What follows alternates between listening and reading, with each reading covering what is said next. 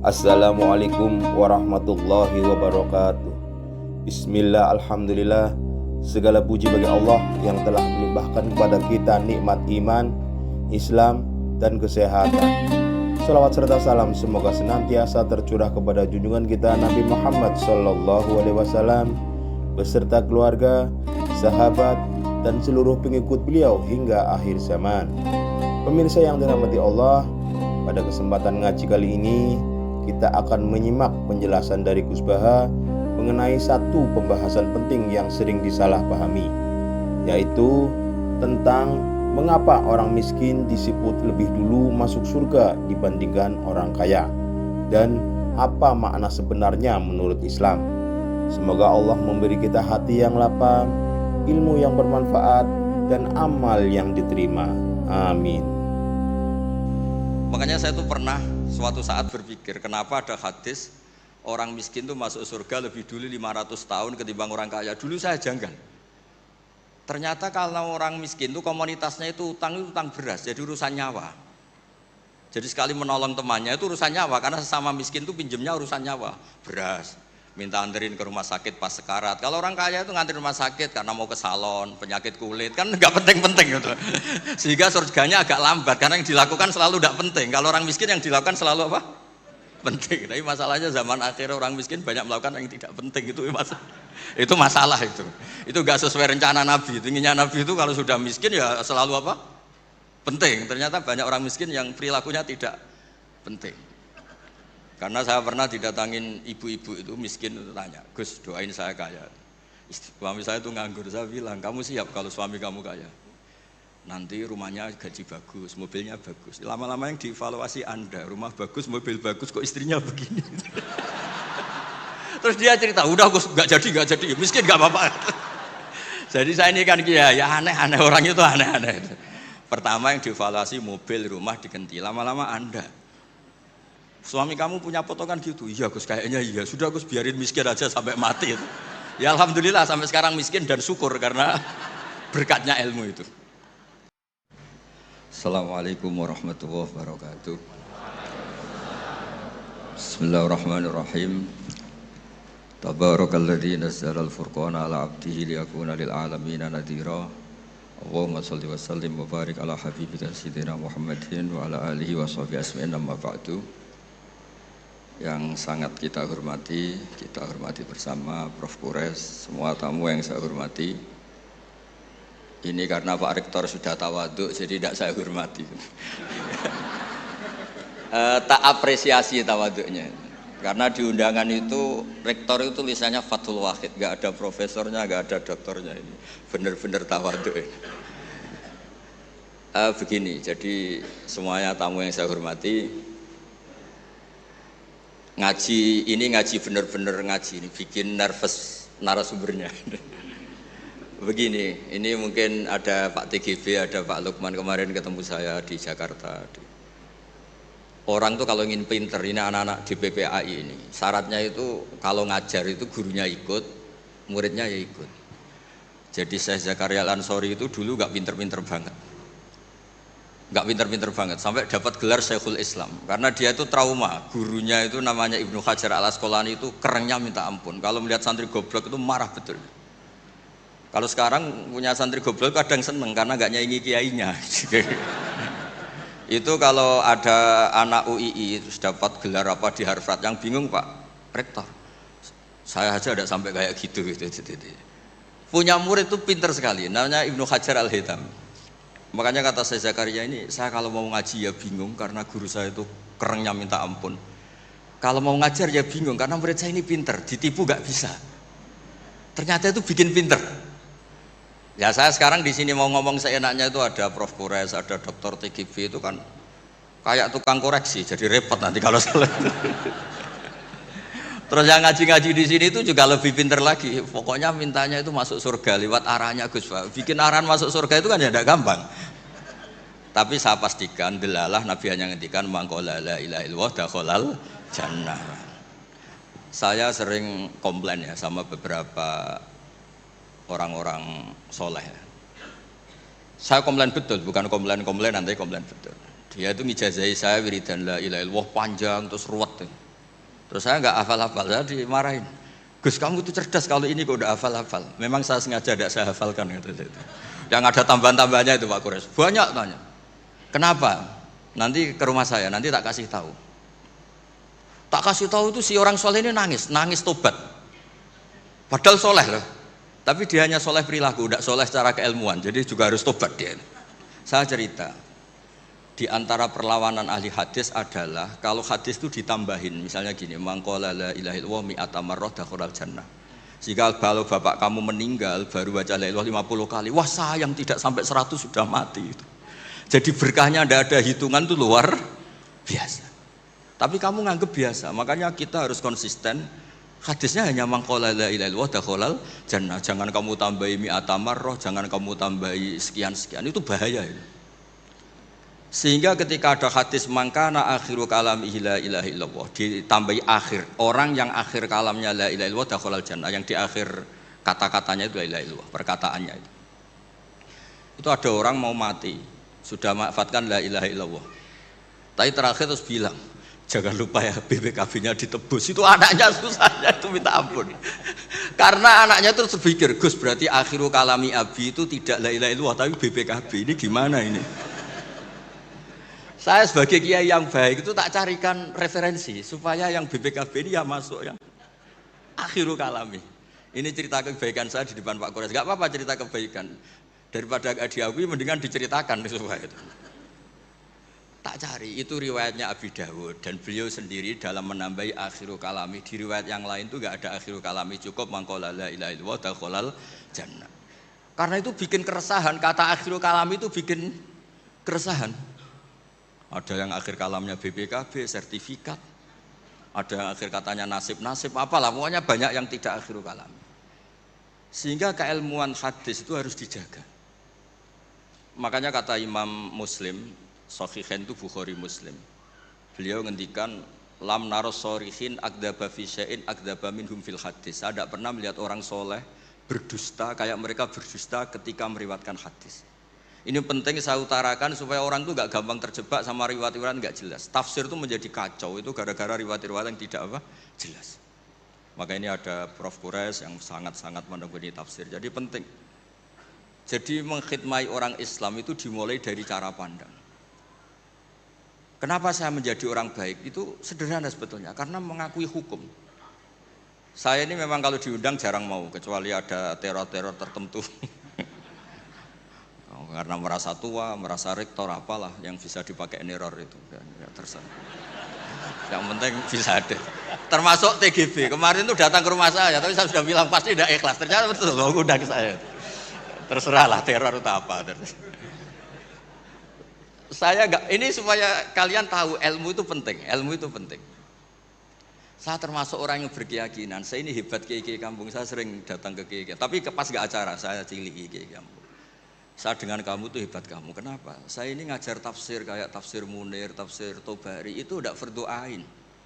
Kamu di kampung bikin madin, ngajarin aqaid khamsin itu fardu'ain. Ganjarannya orang yang melakukan fardu'ain itu lebih keren timbang yang melakukan fardu kifayah. Jadi kamu lebih hebat timbang saya. Dia tawadhu, tapi memang bisa saya gitu enggak, tetap lebih hebat. Ini penting supaya ada penghormatan kita pada kiai-kiai kampung kan yang dilakukan itu selalu fardu'ain. Makanya saya tuh pernah suatu saat berpikir kenapa ada hadis orang miskin tuh masuk surga lebih dulu 500 tahun ketimbang orang kaya. Dulu saya janggal. Ternyata kalau orang miskin tuh komunitasnya itu utang beras, jadi urusan nyawa. Jadi sekali menolong temannya itu urusan nyawa, karena sesama miskin tuh pinjemnya urusan nyawa. Beras, minta anterin ke rumah sakit pas sekarat. Kalau orang kaya itu nganterin rumah sakit karena mau ke salon, penyakit kulit, kan nggak penting-penting gitu. Sehingga surganya agak lambat karena yang dilakukan selalu tidak penting. Kalau orang miskin yang dilakukan selalu apa? Penting. Tapi masalahnya zaman akhir orang miskin banyak melakukan yang tidak penting itu masalah itu.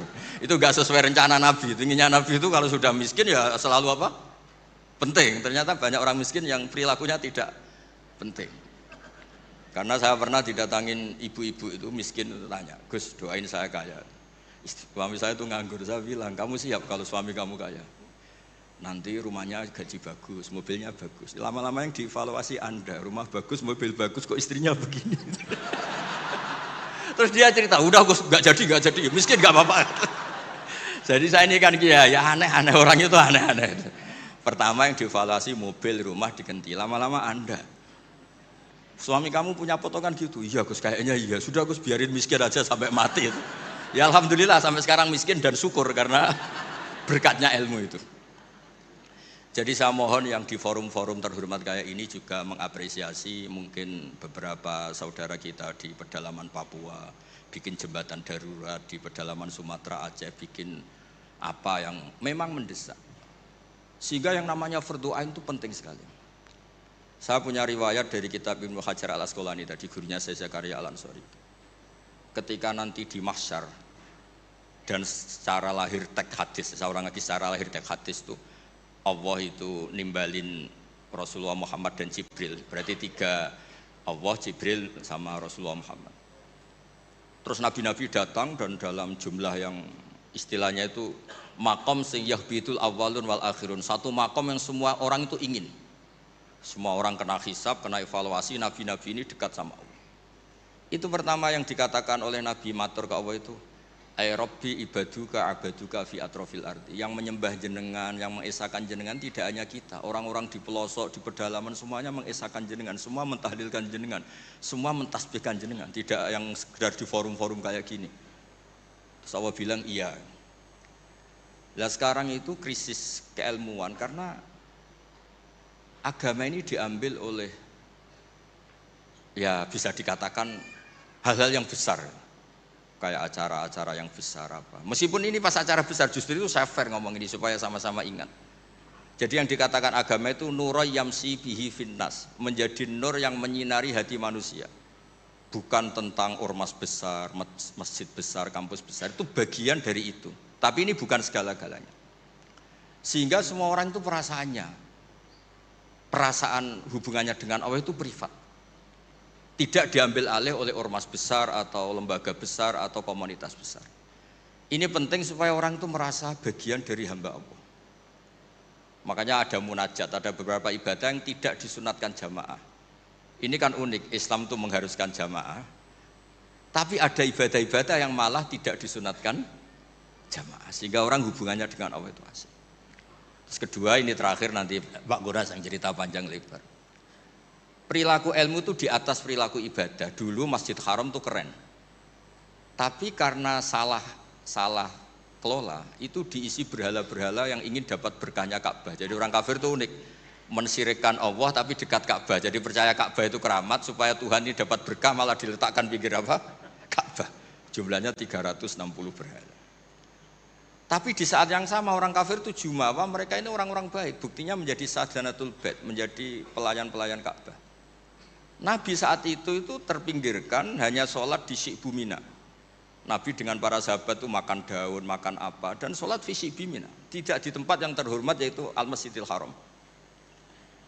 Ketika para orang kafir jumawa bilang, bagaimana Muhammad orang terhormat sementara dia ibadah saja di lereng-lereng gunung. Sementara kita adalah sadanatul bait, kita adalah ahlu sikoyatil had. Ini supaya teman-teman yang enggak ditakdir jadi kayak Pak Lukman, Menteri Agama. Itu Menteri Agama itu ya repot. Dia agamanya formal, terus kayak Gus Bak enggak formal itu kan ya repot juga itu. Makanya saya ini enggak pati berani sama Menteri Agama. Nanti dia anggap Islam saya tidak formal kayak. Itu terus Allah ngendikan aja'altum siqayatal haji wa imaratal masjidil haram kaman amana billahi wal yaumil akhir wa jadab. Allah itu bela Nabi. Jangan pernah pakai ukuran bahwa ibadah haji merawat Baitullah itu menjadi ukuran lebih baik. Ukuran lebih baik adalah ketika itu orang ibadah secara benar, yaitu tauhid. Ini orang sudah lupa bahwa pernah Allah itu ngeritik siqayatal haji wa imaratal masjidil haram. Makanya saya itu kalau ngelepas haji itu dulu sering ngelepas haji orang umroh. Sekarang kayaknya orang-orang trauma, karena saya kalau ngelepas haji itu begini. Kalau menurut hadis yang sering dipasang di BRI, di BNI itu al-hajjul mabrur laisa lahu jazaa'un illal jannah. Itu populer sekali hadis itu. Terus ini ngelepas orang haji, saya ngomong gini ngelepas orang haji. Tapi jenengan yang fakir sabar juga surga. Ibu-ibu nyabarin suami yang enggak jelas juga surga. Suami-suami yang nyabarin cerewetnya istri juga surga. Orang ingin haji enggak kesampaian tapi enggak ngomel-ngomel sama Allah juga surga. kayaknya yang punya rumah itu kayak kecewa gitu. Terus saya bilang nggak tahu saya, terus saya bilang jenengan angsal kecewa kalian kulo, yang saya takutkan tuh kalau Allah yang kecewa kata saya itu, karena saya diundang orang haji terus dalil-dalil haji yang lain ngenes karena nggak bisa haji kata saya itu. Ternyata betul.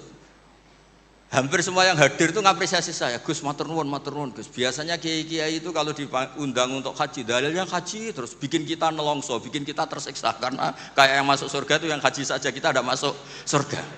Semenjak itu sudah terkenal, jangan undang Gus Bak kalau ngelepas haji kan. Saya itu punya kitab makalahnya Abdul Hasan Asyadili yang menjadi Thariqah Asyadili yang terkenal.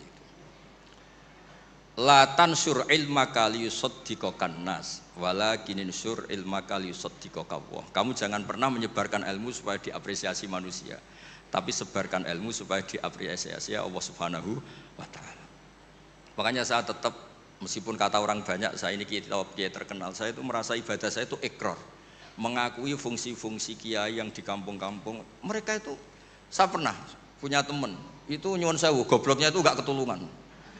Dia itu kerja di tengah hutan, saya tidak tahu ilegal logging apa enggak, tapi kerjaan di tengah hutan. Dulu nggak ada HP, saya disuratin, Gus gimana Jumatan di tengah hutan. Saya bilang, kamu kan pernah ngaji, kalau nggak kampung nggak apa, ada usah Jumatan, duhur saja. Masalahnya komunitas saya bilang, wong Jumat kok duhur, jadi mintanya Jumatan. Aduh, pakai surat karena dulu nggak ada telepon, nggak ada. Saya bilang ya nggak apa-apa Jumatan. Dia masih punya sisa-sisa ilmu. Katanya kalau nggak 40, nggak kampung, nggak wajib Jumatan. Kamu tadi minta Jumatan, sekarang nggak mau Jumatan, ini gimana? Wes Gus saya ini kan terkenal bodoh, jadi itu kewajiban orang alim mikir itu, nggak kewajiban orang bodoh mikir itu.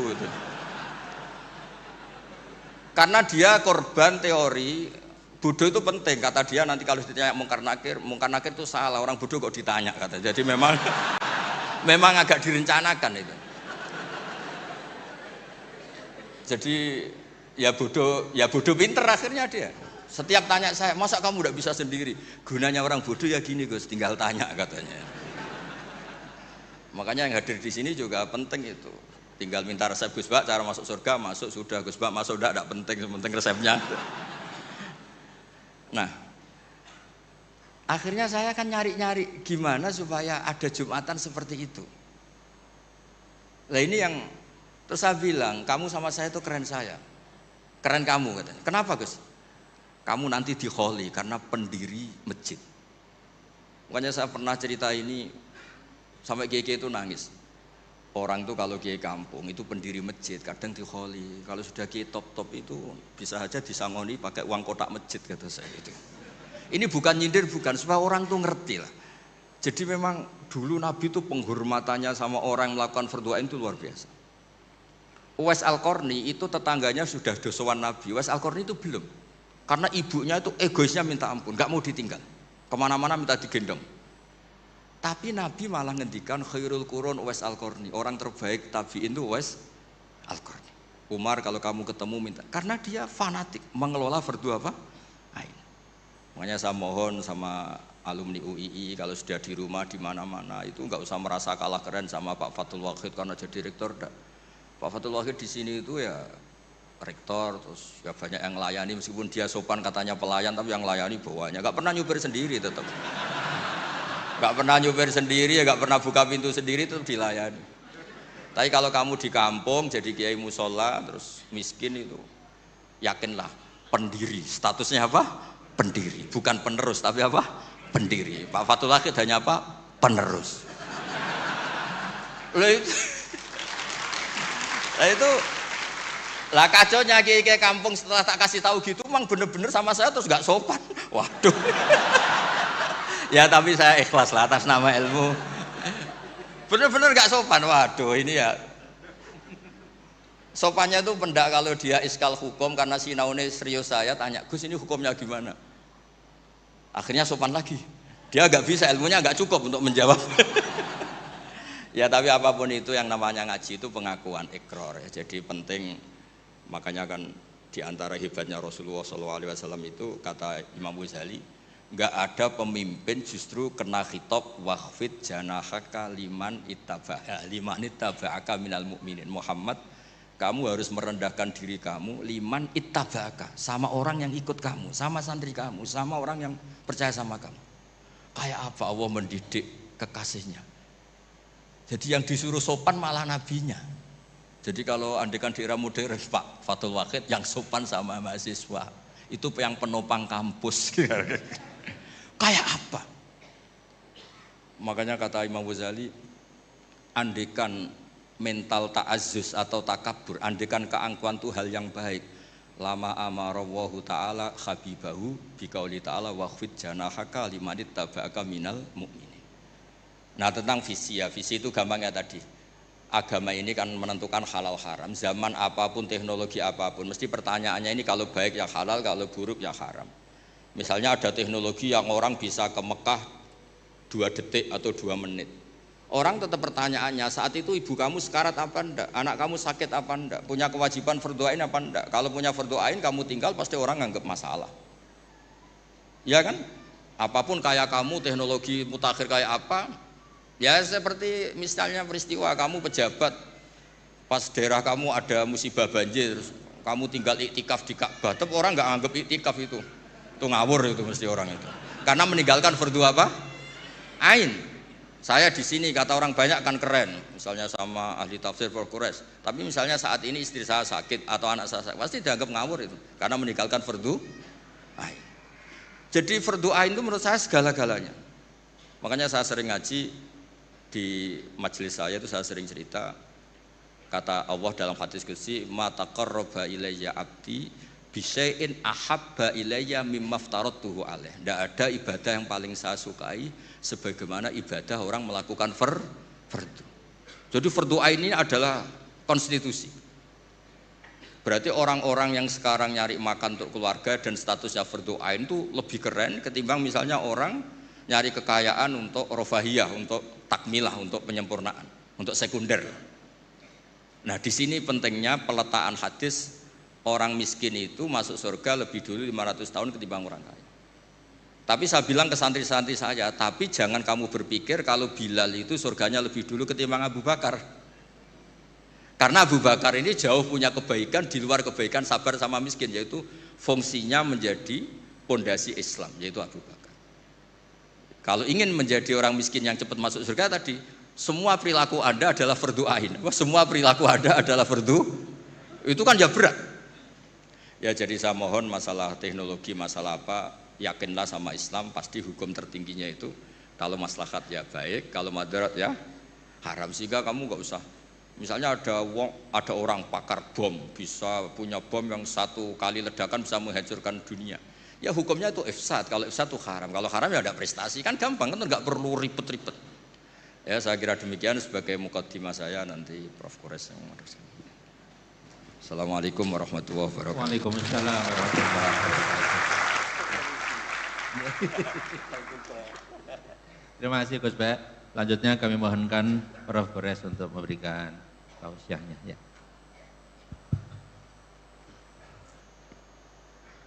Bismillahirrahmanirrahim. Alhamdulillah wassalatu wassalamu ala Rasulillah wa ala alihi wa ashabihi wa man wala. Kita sudah dengar dari saudara saya ini atau adik saya ini. Kita masih ingin mendengar banyak sebenarnya. Tema kita visi Al-Quran menyangkut menjawab tantangan zaman. Sebagian dari tantangan zaman itu tadi sudah dikemukakan.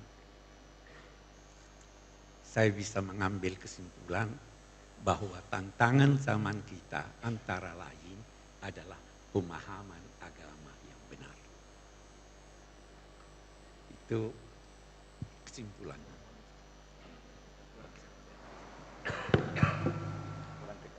Kurang dekat, oke.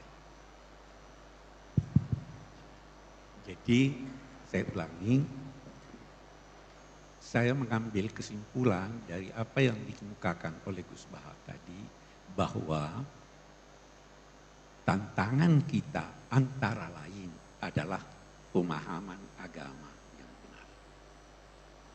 Kita bisa lanjutkan ini dengan mengambil kesimpulan umum Nanti saya akan berusaha merincinya. Tantangan kita itu adalah zaman itu sendiri. Zaman mempunyai tantangannya. Karena zaman berubah. Perubahan zaman itu menuntut kita untuk menyesuaikan diri dengan perubahan, tetapi tidak keluar dari nilai-nilai ajaran agama. Ini yang sulit. Nah, mari kita lihat, kalau kita kembali ke Al-Quran, mari kita lihat pokoknya apa, nanti kita lihat ujungnya di mana. Ini mengundang kita untuk bertanya, kita ini diciptakan Tuhan untuk apa tuh? Kita dapat jawabannya dari Al-Quran, inni ja'ilun fil ardi khalifah. Khalifah itu adalah petugas, bisa kita katakan mandataris Tuhan. Petugas yang ditugaskan Allah untuk mengelola bumi ini sesuai dengan nilai-nilai yang dikehendaki Allah. Nah, ini khaliqan fil ardi khalifah. Malaikat bertanya, ataj'alu fiha man yufsidu fiha wa yasfiku dima? Apa kamu akan menciptakan makhluk yang merusak di bumi? Tuhan tidak jawab pertanyaan malaikat itu dalam bentuk firman. Dijawabnya, apa katanya? Wa 'allama Adamal asma'a kullaha. Adam diajar Allah semua nama-nama. Kalau kita kembali ke ulama tafsir, itu banyak sekali. Saya ingin mengambil kesimpulan begini. Kita mahasiswa, kita belajar, kita dosen, kita bekerja. Ilmu yang paling perlu Anda ketahui adalah ilmu yang tidak menjadi baik tugas Anda kecuali mengetahuinya. Anda dosen bahasa Inggris, tidak menjadi baik pengajaran Anda kecuali kalau Anda paham benar bahasa Inggris. Anda tidak dituntut belajar bahasa Cina. Anda tidak dituntut belajar kedokteran. Tapi kalau Anda tugas dokter harus tahu semua apa yang berkaitan dengan kedokteran, paling tidak menyangkut spesialisasi Anda. Tidak usah belajar ilmu yang kalau Anda tidak tahu, tidak bertambah kebodohan Anda. Saya mengajar, katakanlah saya mengajar tafsir. Saya tidak tahu itu bagaimana memperbaiki mobil. Kalau saya tidak tahu, saya tidak tambah bodoh. Nah, jika demikian, apa yang diajarkan Tuhan pada Adam itu? Asma'a kullaha. Segala sesuatu yang berkaitan dengan kesejahteraan umat manusia di dunia ini dan berkaitan dengan pemeliharaan alam raya ini. Itu yang diajarkan. Ini nanti yang menjadi menurun. Diajarkannya itu dalam arti diberi potensi untuk itu. Kita harus kembangkan itu. Itu satu.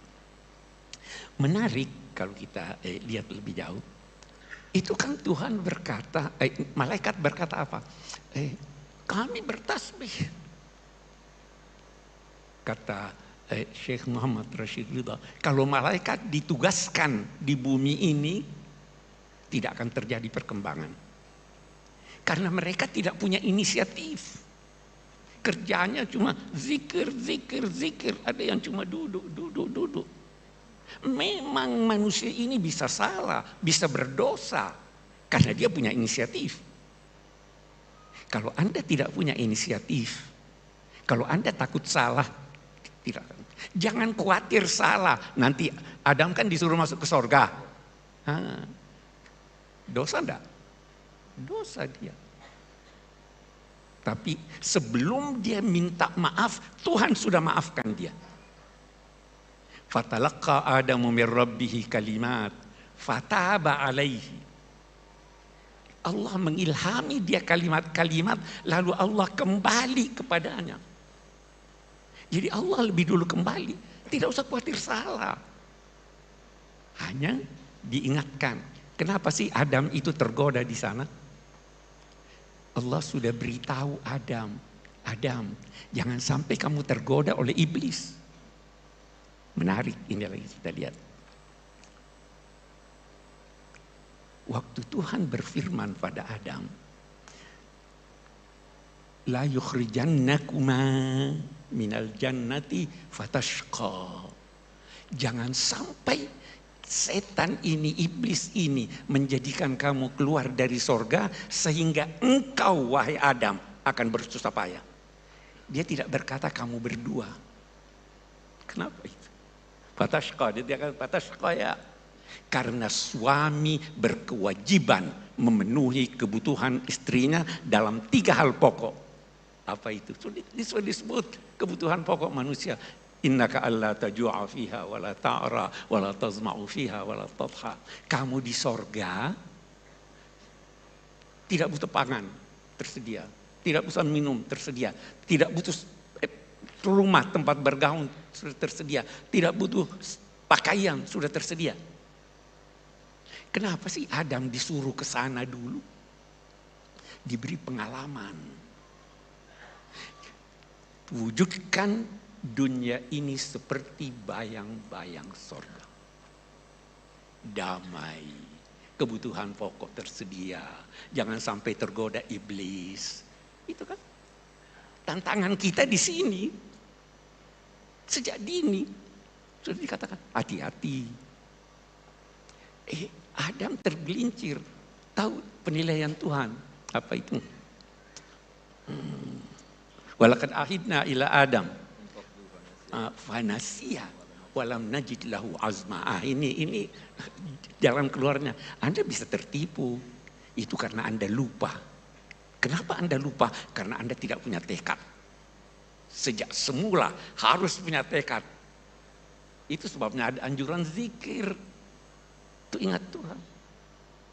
Ini kan yang terabaikan. Oke, kita lihat sekarang Adam melanggar. Tuhan ampuni dia sebelum dia disuruh turun. Jadi dia turun tidak bawa dosa warisan. Waktu dia turun menarik lagi. Disuruh ihbitu minha jami'an fa imma ya'tiyannakum minni hudan faman tabi'a hudaya fala khaufun 'alaihim wa lahum yahzanun. Turunlah kamu bertiga.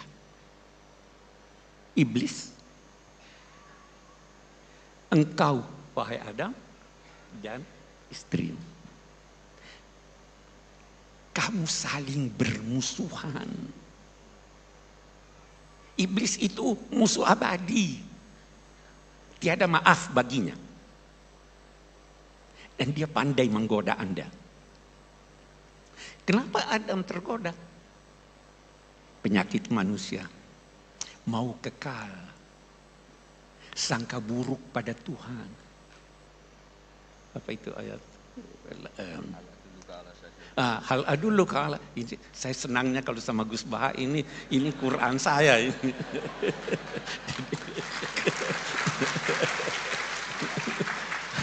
Hal adulluka ala syajaratil khuldi wa mulkin la yabla. Mana hakuma rabbukuma antilkuma syajara illa an takuna malakai. Takuna minal khalidin.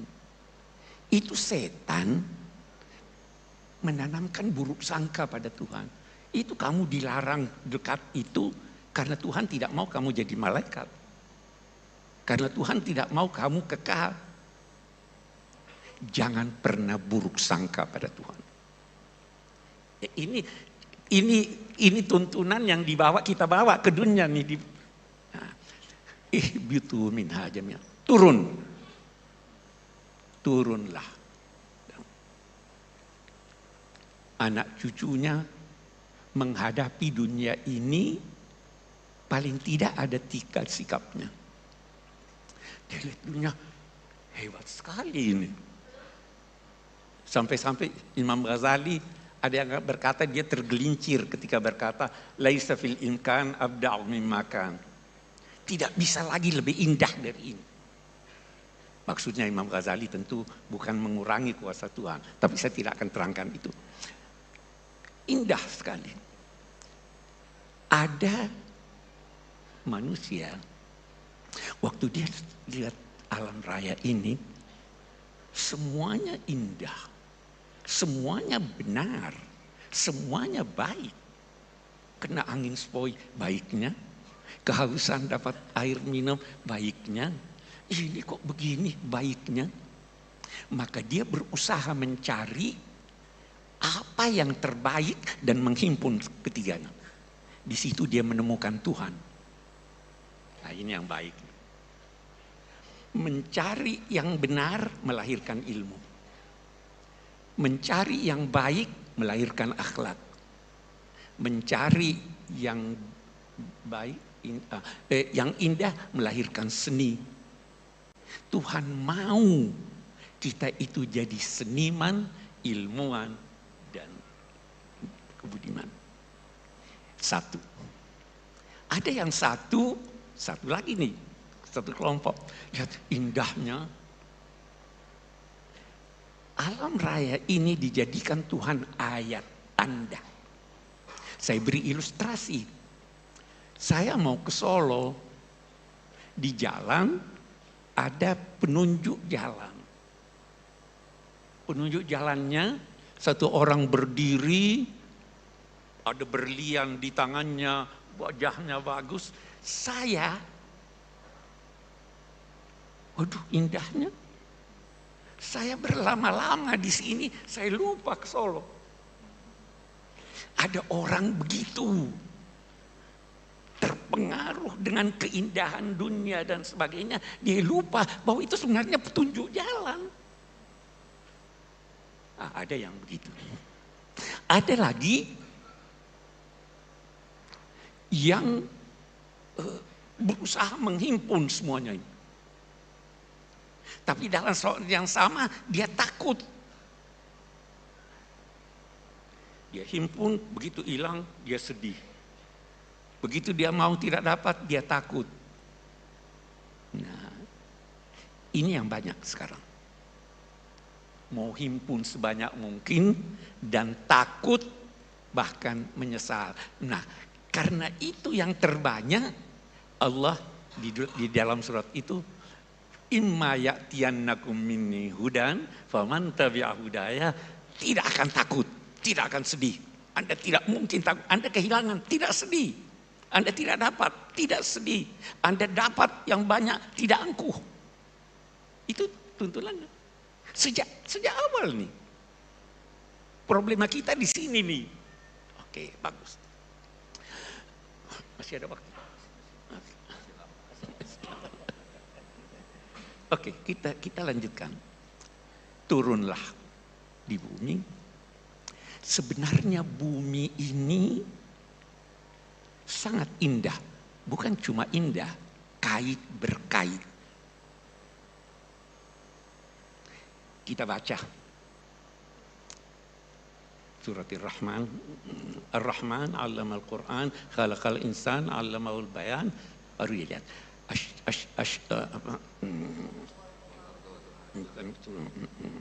Wan najmu wasyajaru yasjudan was samaa rafa'aha wa wala'al mizan alla tatghaw fil mizan. Kita lihat. Cobalah pandang bumi ini. Bagaimana dia kait berkait. Pohon yang memiliki batang berdampingan dengan rumput. Pohon yang besar tidak menzolimi yang kecil. Yang kecil tidak ganggu yang besar. Ada keserasian. Ada keserasian antara manusia dan pohon. Kita menghirup apa toh? Oksigen dilahirkan oleh pohon. Pohon membutuhkan karbon, kita keluarkan itu. Ada kerjasama. An-najmu wasyajar yasjudan. Was-sama'a rafa'aha wa wada'al mizan. Langit ditinggikannya, tapi dia menetapkan timbangan supaya teratur jalannya ini.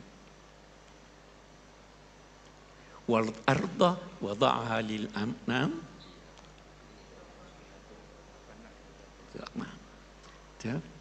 Untuk apa ya Allah itu semuanya? Alla tatghaw fil mizan. Jangan kalian melakukan sesuatu yang tidak benar menyangkut timbangan itu. Ini kenapa terjadi bencana? Boleh jadi yang di Aceh, di Sumatera itu karena ulah kita. Al-Quran sudah menyatakan. Saya tidak mau menuduh, tapi boleh jadi.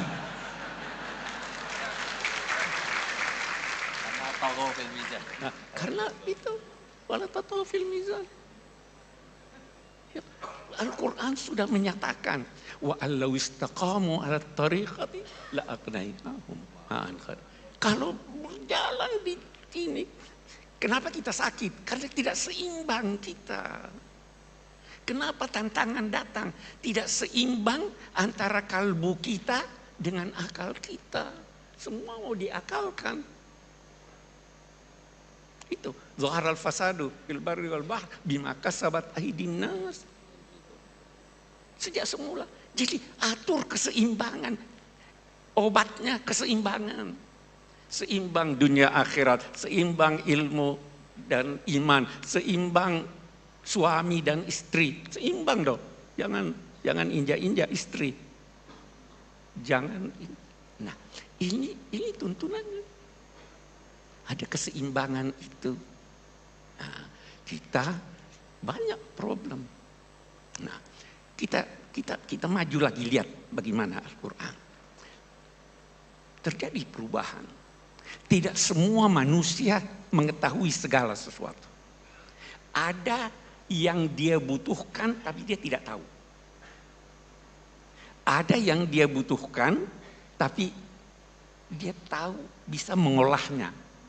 Nah, apa yang dibutuhkan manusia dari hidayat Tuhan yang dia tidak tahu, itu diimani. Iman itu beda dengan ilmu. Iman itu kerjanya hati. Ilmu itu kerjanya akal. Dua-dua kita miliki. Hati tidak bisa menciptakan cinta. Yang menciptakan cinta itu, akal tidak bisa menciptakan cinta. Yang menciptakan itu serasikan. Ada yang perlu Anda imani, walaupun Anda tidak faham, selama itu tidak bertentangan dengan akal. Nah, petunjuknya yang datang, itu begitu. Datanglah sorga, diceritakan, neraka. Kita tidak tahu. Anda kira sorga yang diceritakan Tuhan di Quran begitu? Bukan. Hanya kita tidak tahu. Jadi Tuhan beginilah. Itu kata Imam Ghazali. Semua sudah dewasa di sini ya. Saya mau beri contoh. Ada seorang anak bertanya, apa nikmatnya hubungan seks? Bisa dijawab? Ada dua. Salah satu dari dua Anda bisa jawab. Yang pertama, nanti aja kalau kamu kawin kamu tahu. Mau tahu surga? Nanti kalau kawin, sekarang kamu tahu. Tidak bisa dipandangi oleh akal. Yang kedua apa? Tanya dia, apa yang paling kamu senangi? Dia jawablah, oh es krim. Surga lebih hebat dari es krim. Kita bayangkan surga itu apa? Yang paling hebat, istana, perempuan cantik, laki-laki gagah, ada makanan, anak. Itu mathalul jannah, perumpamaannya, bukan begitu. Makanan yang diberikan, buah-buahan yang diberikan Hadzal ladzi utina min qabl wa utubihi mutasyabiha. Karena tidak bisa difahami oleh akal, tidak bisa terjangkau oleh akal. Hal-hal yang tidak terjangkau oleh akal, dia tidak terangkan. Salah satu di antaranya, kata sementara ulama, yas'alunaka 'anir ruh. Qulir ruhu min amri rabbi. Ini hidayat Tuhan. Tetapi ada yang bisa terjangkau oleh akal. Kalau bisa terjangkau oleh akal, tetapi mengalami perubahan, tuntunannya lain. Tuntunannya singkat. Pemerintahan, tuntunannya singkat. Syura, persamaan antar manusia, keadilan. Perdagangan, hanya sekian ayat. Karena itu terjangkau oleh akal. Semua problema kita, termasuk problema yang sekarang ini orang ribut itu, saya sering namai KB. KB itu kecerdasan buatan. AI. Oke. Problema itu, problema kita, tantangan kita. Tantangan buat anak-anak kita tuh yang main HP. Itu luar biasa besarnya tantangannya. Tantangan kita ini kecerdasan buatan dan sebagainya. Kenapa itu terjadi? Karena kita pisahkan antara kalbu dengan akal. Kita pisahkan. Allah menginginkan kita menggabung keduanya. Di sini ada tempatnya, di situ ada tempatnya. Iman ada tempatnya, akal ada tempatnya. Iman itu kerja hati, ilmu kerja otak. Iman atau ilmu menyesuaikan Anda dengan lingkungan Anda. Iman menyesuaikan Anda dengan jati diri Anda. Iman revolusi internal. Ilmu revolusi eksternal. Iman menunjukkan arah yang Anda tuju. Ilmu mempercepat Anda sampai ke arah. Berbeda. Ini ilmu mempercepat kita sampai tujuan, tapi tujuannya salah. Karena tidak ada iman. Itu sebabnya Nabi berdoa, mengajarkan doa, Allahumma inni a'udzubika min ilmin la yanfa'. Ilmu, tapi tidak bermanfaat. Ini tantangan besar kita sekarang. Tantangan besar kita dalam konteks memahami agama ini. Memahami agama, ada cara-caranya. Bukan setiap orang mau, saya begini, buka buka internet, buka ini hukumnya begini. Enggak begitu dong. Semua, saya kembali berkata, semua problem, tantangan yang kita hadapi karena kita tidak seimbang dalam hidup kita. Kita tidak menggabungkan antara ilmu dan iman. Kita tidak menggabungkan antara tuntunan wahyu yang tidak berubah dan tuntunan wahyu yang dapat mengalami perkembangan dalam penafsirannya. Kita problem, kita masih mau pendapat lama. Itu sudah berubah sama. Dulu perempuan tidak boleh jalan sendiri. Ya. Sekarang fatwanya sudah boleh.